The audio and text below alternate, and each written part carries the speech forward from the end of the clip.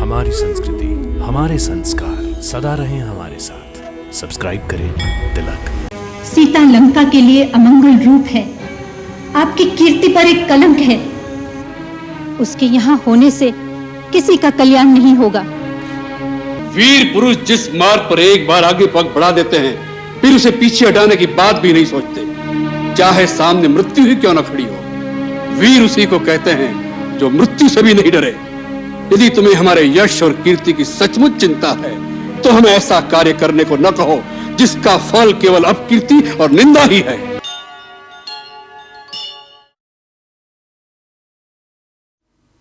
भैरवी, ये नए वस्त्र अशोक वाटिका में राजरानी सीता को दे आओ। सीता के लिए आप उसे अपने नए वस्त्र भेंट करेंगी? हाँ भैरवी, वो बेचारी जब से आई है वही वस्त्र पहने हुए हैं।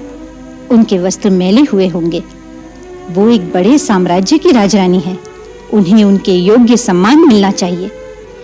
परंतु महारानी जी, आपको उस पर इतनी दया दिखाने की क्या आवश्यकता है? महाराज जिस प्रकार उस पर मोहित हो रहे हैं, उससे तो लगता है कि एक दिन वो आपकी सौत बन जाएगी। वो मेरी सौत बनेंगी या नहीं, इसकी मुझे चिंता नहीं। इस समय वो लंका के राजमहल में है, अकेली है और एक स्त्री है, इसलिए मुझे उन्हें एक विशेष अतिथि का मान देना चाहिए। एक सभ्य गृहिणी का यही कर्तव्य है कि घर में आई हुई स्त्री की आवश्यकताओं का ध्यान रखे। परंतु महारानी जी, अधिक तर्क करने की आवश्यकता नहीं। जाओ, उन्हें ये वस्त्र मेरी ओर से भेंट करो और उन्हें ये भी आश्वासन देना कि यदि उन्हें और किसी वस्तु की आवश्यकता हो तो बिना किसी भी संकोच के मुझे संदेशा भेज सकती हैं। जाओ।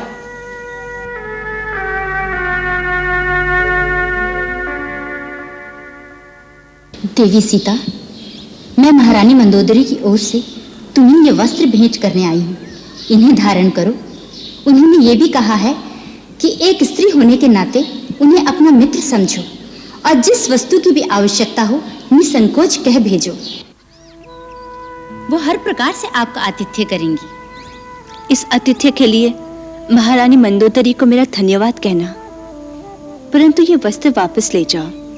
मुझे इसकी आवश्यकता नहीं है। आवश्यकता तो होगी, आपके पुराने वस्त्र मलिन हो चुके हैं। नहीं, ये माता अनुसुईया के दिए हुए दिव्य वस्त्र हैं। ये कभी मलिन नहीं होते, और यदि हो भी जाए तो भी मेरे पति तपस्वी भेष में रहते हैं और मेरा इन राजसी वस्त्र को धारण करना स्त्री धर्म के अनुकूल नहीं। धन्य है आप। मेरी ओर से इतनी बात और अपनी महारानी से कहना कि मुझे उनके अनिष्ट की कामना नहीं, इसलिए उनके हित में यही है कि वे अपने पति को समझा बुझाकर किसी प्रकार मुझे अपने स्वामी के पास भेज दे।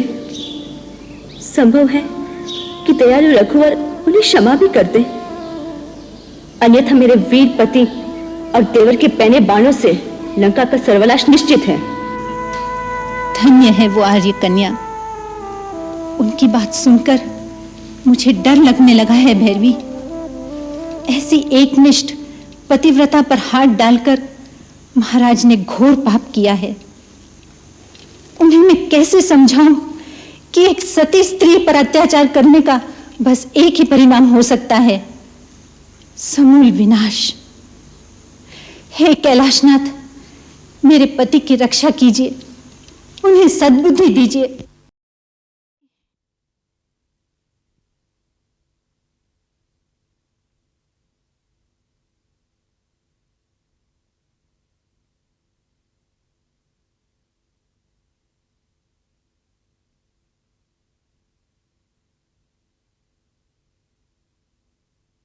पुत्री मंदोदरी, इतनी अधीर और व्याकुल किस लिए हो रही हो? पिताजी, सब कुछ जानकर भी अनजान बन रहे हैं आप। एक स्त्री के कारण सर्वनाश की घड़ी आ गई है। बेटी, इसमें उस स्त्री का कोई दोष नहीं। हाँ, दोष उसका नहीं, खोट तो मेरे भाग्य का है, दोष तो मेरे स्वामी का है। परंतु उन्हें अनीति के राह पर चलने से क्या आप रोक नहीं सकेंगे?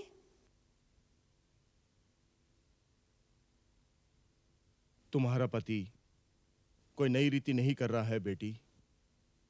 ये तो हमारे दानव समाज की पुरानी परंपरा है कि जिसकी जितनी अधिक रानियां होंगी वो उतना ही अधिक वैभवशाली और बलवान माना जाएगा। ये तो प्रतिष्ठा की निशानी है बेटी। पिताजी, लंकेश्वर के महल में कितनी ही रानियां रहें, मुझे उनसे कोई विरोध नहीं। तो क्या सीता से है? नहीं, सीता से भी नहीं। यदि सीता लंकेश्वर को अपनी इच्छा से स्वीकार कर ले तो सगी बहन की भांति मैं उससे प्यार करूंगी। यदि वो मेरे स्वामी को सुख दे सके तो मैं उसके लिए अपने प्राण भी न्यौछावर करने को तैयार हूं। बेटी, फिर यह संताप क्यों? पिताजी, सीता काल निशा बनकर आई है। वो मेरी सौत नहीं, मेरे पति की मौत बनने आई है। हाँ पिताजी, आपकी बेटी का वैधव्य है सीता। यदि आप अपने पुत्री के ललाट पर सौभाग्य सिंदूर बनाए रखना चाहते हैं तो अपने जामाता के मन से सीता का मोह मिटा दीजिए। ये भय, ये आशंका, ये चिंता किस कारण तुम्हारे मन में घर कर गई है बेटी? किस कारण तुम दारुण व्यथा में इतनी तड़प रही हो? कारण एक हो तो बताऊं, कैसे अपने अंतर के पीर को आपके मन की व्यथा बना दूं पिताजी? जिस दिन से सीता को हर के लाए हैं, क्या एक दिन भी शांति से बीता है? क्या क्या अनर्थ और अमंगल हो रहे हैं। विनाश के बवंडर उठ रहे हैं।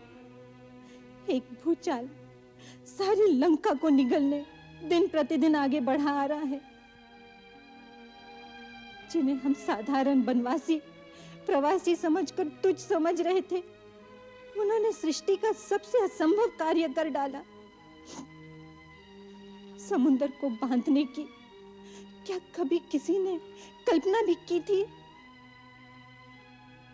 पिताजी, एक वानर के द्वारा जलकर खंडर बनी लंका का पुनरुद्धार तो आपने कर दिया, परंतु मेरे पति के शरीर में नए प्राण भी डाल सकेंगे आप?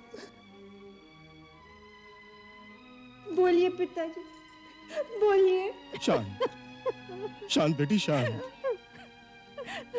तेरे उमड़ते हुए उद्गारों ने मेरे हृदय को अशांत कर दिया है। बेटी, मैं प्रयत्न करूंगा कि तेरे पति को सन्मार्ग पर ला सकूं, उसकी हट को मिटा सकूं।